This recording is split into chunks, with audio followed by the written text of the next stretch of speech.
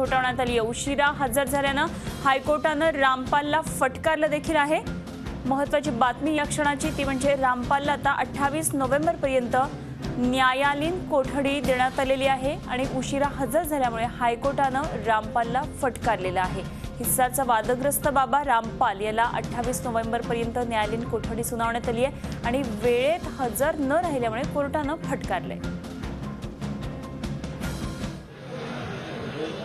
किसी और डिस्ट्रिक्ट में और कौन से उपयुक्त डिस्ट्रिक्ट में चलनी चाहिए। अगली तारीख पर एमिकस क्यूरे के नाते की हैसियत में मैं कोर्ट के सामने सबमिशंस रखूंगा, जैसे कोर्ट ने चाहा है कि जैसे ये वाकया हुआ पंजाब, हरियाणा और चंडीगढ़ में, या ऐसे भी और कोई धार्मिक स्थल, डेरे इत्यादि हैं जहां आर्म्स और एम्युनिशन का गैर कानूनी इस्तेमाल होता है, और क्या हाई कोर्ट को उसकी कॉग्निजेंस भी लेनी चाहिए या नहीं। अब अगली हियरिंग कंटेम्प्ट में 28 नवंबर को होगी और रामपाल को दोबारा 28 नवंबर को हाई कोर्ट के सामने पर्सनली पेश होना पड़ेगा। सर 28 तारीख तक कहाँ रखा जाएगा रामपाल को? रामपाल को कहाँ रखा जाएगा तब तक? 28 नवंबर तक रामपाल हरियाणा पुलिस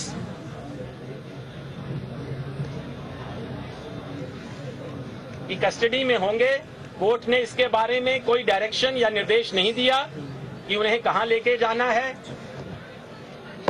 कौन से जेल में रखना है, कौन सी कस्टडी में रखना है। ये हरियाणा पुलिस के अधिकार क्षेत्र में है।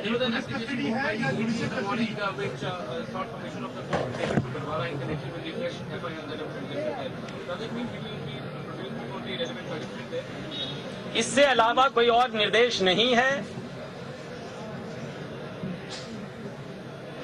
मगर कोर्ट ने आज सुबह, आज दोपहर को आते ही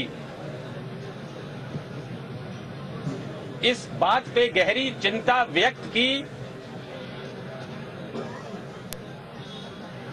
कि अगर ऐसे और भी कोई डेरे या रिलीजियस स्थल हैं पंजाब, हरियाणा व चंडीगढ़ में, जहां खासकर आर्म्स और एम्युनिशन गैर कानूनी तरीके से इस्तेमाल किए जाते हैं, उस पे कोर्ट में बहस हुई। एडवोकेट जनरल हरियाणा, रामपाल के वकील और मैं एज एमिकस क्यूरे विचार रखे गए। कोर्ट के निर्देश में आज इसके बारे में कोई जिक्र नहीं है, मगर अगली तारीख पर इस पे उम्मीद है कि डिटेल चर्चा होगी। 28 तारीख तक ये हरियाणा पुलिस पे निर्भर करता है कि वो किस केस के सिलसिले में कहां अभियुक्त रामपाल को लेके जाना चाहते हैं।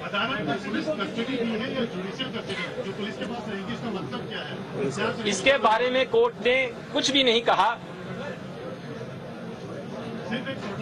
सिर्फ ये है कि वो क्योंकि उनकी जमानत सुबह कैंसिल हो चुकी है,